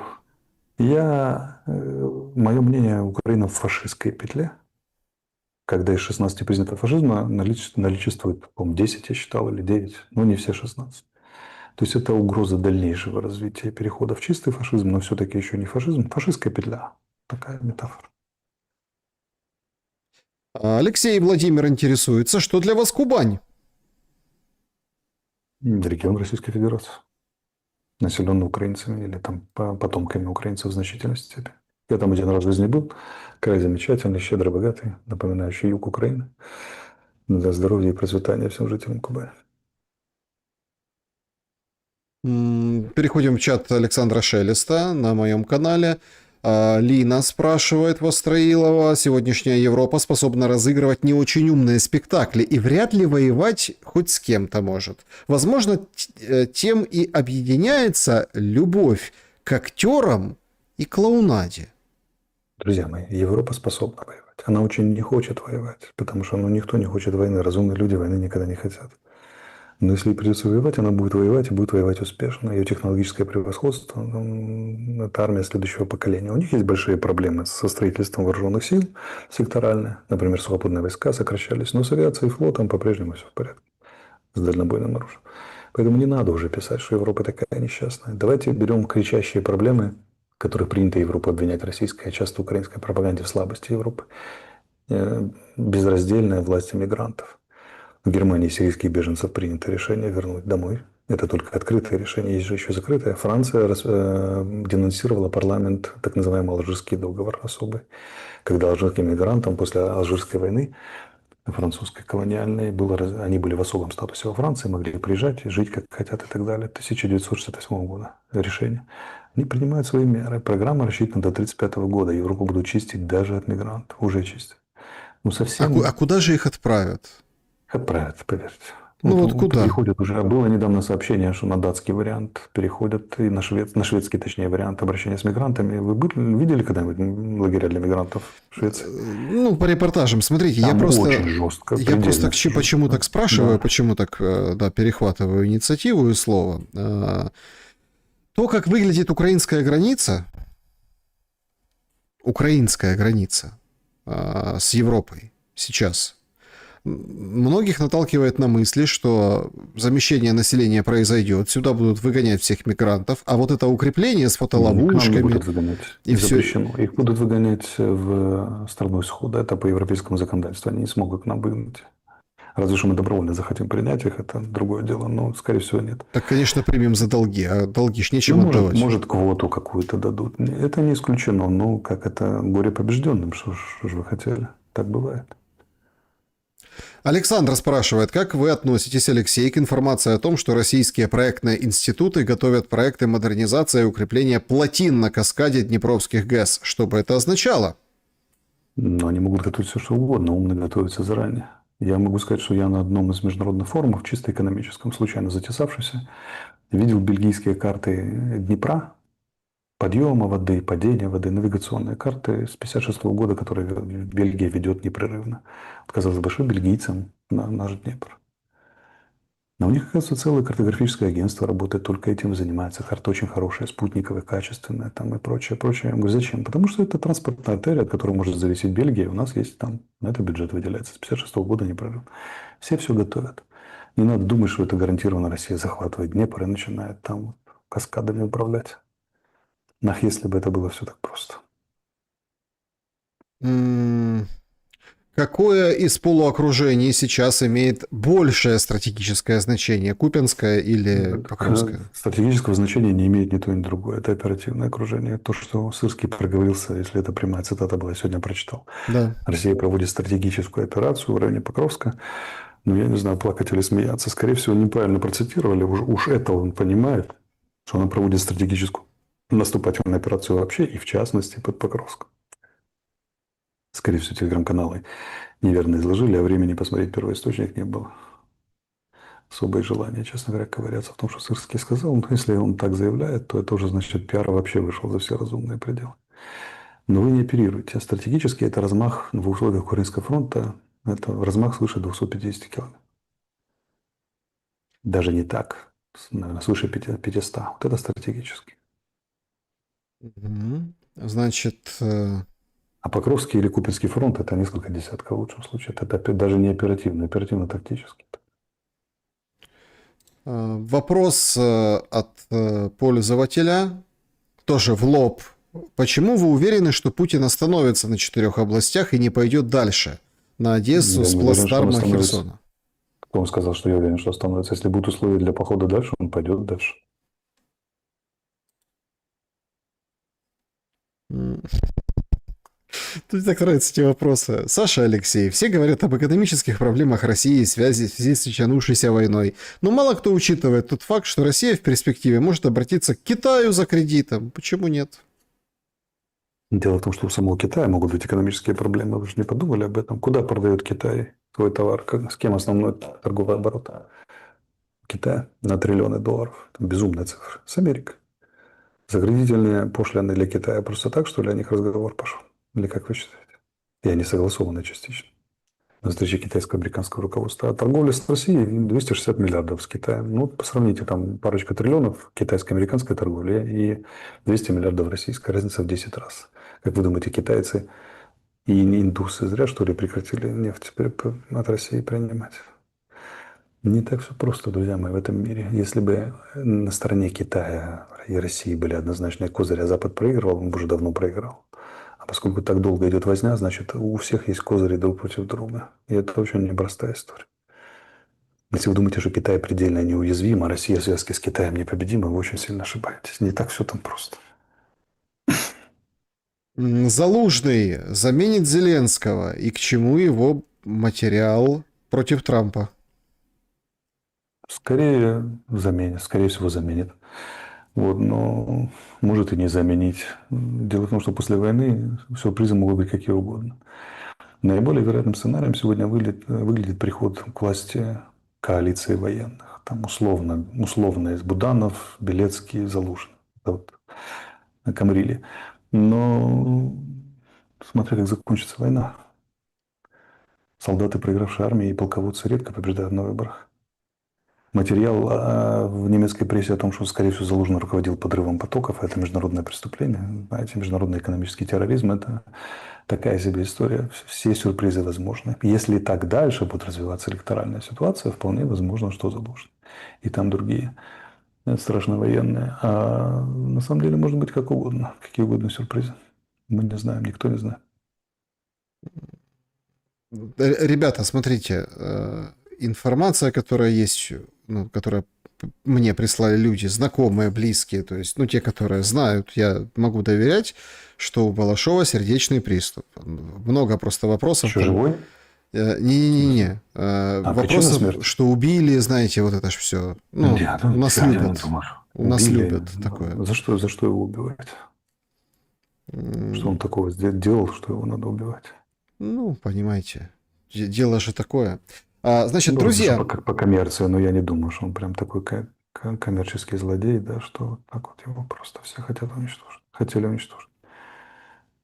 Так, значит, главком вышел с заявлением. 3 населенных пункта Россия захватила в Запорожской области. Ситуация значительно ухудшилась. По его словам, повысили активность россияне из-за тумана. Там за туманами, помните, такая песня была? Значительно Мгм. ухудшилась на Александровском, Гуляйпольском направлении. В общем, и Зеленский Ну, сегодня вышел. антикризис врубили, я же говорю, они будут, смотрите, сейчас вас поразит количество правды с фронта. Вся эта правда работает на то, что не сметь выходить на этот самый, на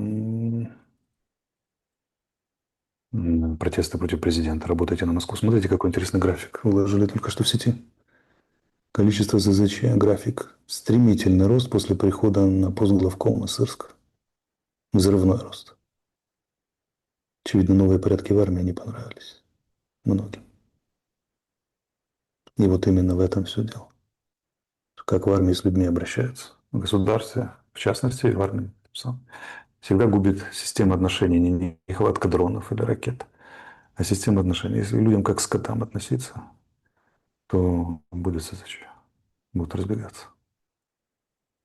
Ну, давайте еще один вопрос вот такого порядка, да, это вот там по, э, значит, QR-коду человек прислал, постоянно задает вопрос, да, постоянно Угу.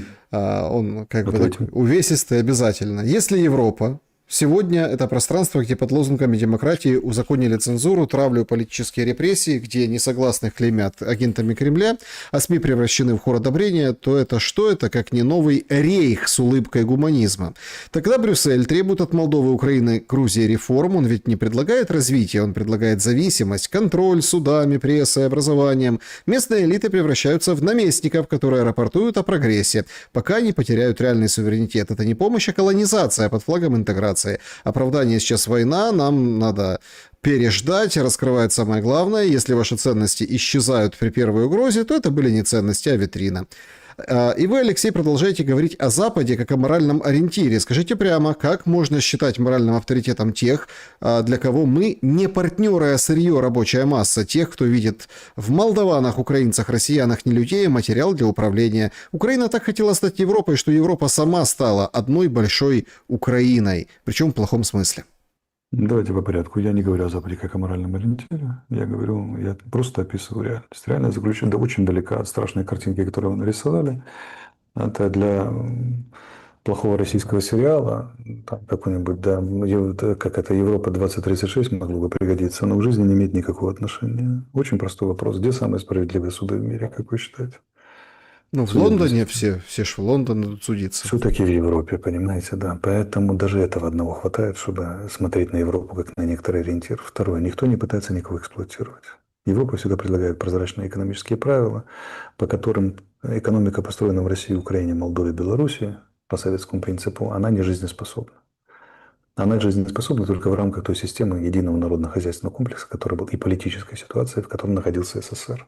Поэтому попытка вступить в Европу или играть по ее правилам неизбежно тяжелейший экономический и социально-политический крах вызывает и Россия, и Украина, и Молдова. Только не Беларусь попытались это сделать после 1991 года. Соответственно, потеряли промышленность, экономику, людей и так далее. Нового ничего не приобрели. Приобрели не потому, что европейцы коварные, а BlackRock все скупил, а потому что продажные компрадорские элиты и российские, и молдовские в свое время, и там эти самые украинские во все времена, они создали систему, в которой они живут в Европе, их дети учатся в Европе, их деньги в Европе, а Украина, Россия, там, Молдова и так далее, они бывшими постсоветскими республиками, они управляют как колонией в дежурном режиме. А европейцы не требовали от них, чтобы они стали компрадорскими элитами, там, да, целовали как это сапог и как это сдавали свою страну и экономику.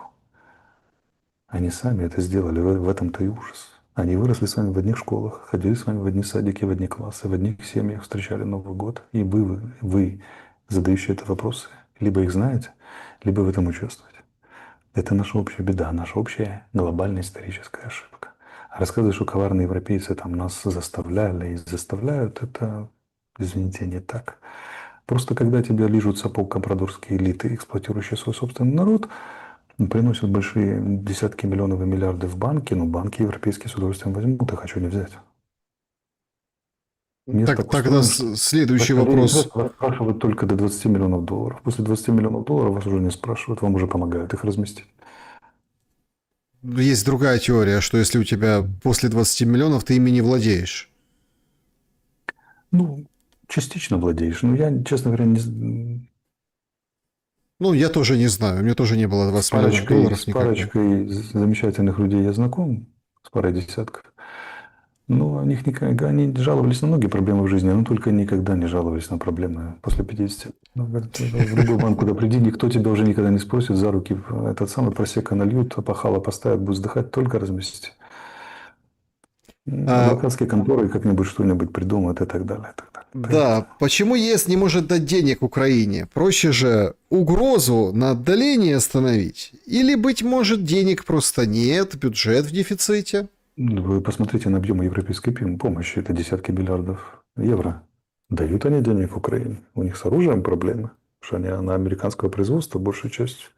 Или с американскими деталями. То есть они не могут поставить без разрешения американцев. Но деньги у них есть, они ими делятся. Другое дело, что они покупают у России энергоносителей на суммы больше, чем оказывают помощь Украине. Но это уже особенности европейской позиции. Вообще деньги дают, дают много. Ну как много? Дают. Мгм. Вот в этом отчете, который был по поводу стремления в ЕС, там радовались какие-то украинские чиновники, говорили, нам аж чуть ли не сам Зеленский миллиард и 700 миллионов дают на продолжение какой-то там реформы. Маленькая Молдова 2 миллиарда получила на 2 миллиона жителей. На секундочку. Там все цифры хороши в сравнении, но дает. Алексей, вы в прошлом говорили, что французы в Одессу могут ввести войска. Вы правда рассчитывали на это? Они же Я не говорю, что они могут вести войска. Я говорю, что у них проводятся оперативные планы согласно решению руководства и учения соответствующего рода. Они же А примерно в то вот время даже доступ к урану отстоять не смогли. Бутафорские. неважно. Важно, вы чувствуете разницу, что могут вести или провели соответствующее военно-политическое планирование, это разные вещи. Я вот планировал в детском садике быть морским биологом. Планировал совершенно серьезно. Книжки изучал, учился рисовать животных. До сих пор много могу чем про это сказать. Планировал я одно, получилось другое. Но это же не значит, что я не планировал. Никто не может сказать, что я не планировал из тех, кто меня знал там, в юном возрасте. Я только китами, дельфинами только и занимался тогда. Планировал я более чем серьезно. Не знаю, всю жизнь хотел там посвятить. Давайте завершим на вот этом вопросе, потому что считаю его важным для нашего сегодняшнего эфира. Алексей, почему славяне не могут жить в мире и согласии? Мы что, больше всех накосячили, когда башню Вавилонскую строили? Когда вам кажется, что вы больше всех накосячили, посмотрите на Южный Судан, и вы поймете, что вы еще очень неплохо живете. Или на Демократическую Республику Конго в районе урановых месторождений и золотых. Поэтому не берите грех на душу.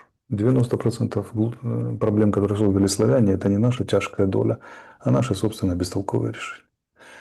Вот. И есть места в мире, где живут намного хуже. 6 миллионов людей в мире умирают от голода. Каждый год. Из них 4,5 миллиона, говорят, дети. Еще 3 от холодного, вернее, от плохой воды. Это 1,5 Холокоста в год. Вы хотя бы от голода не умираете. Славяне, у вас хотя бы вода есть. И нету при этом ядовитых змей, тропической лихорадки какой-нибудь там еще, в которой они живут. На что жалуетесь?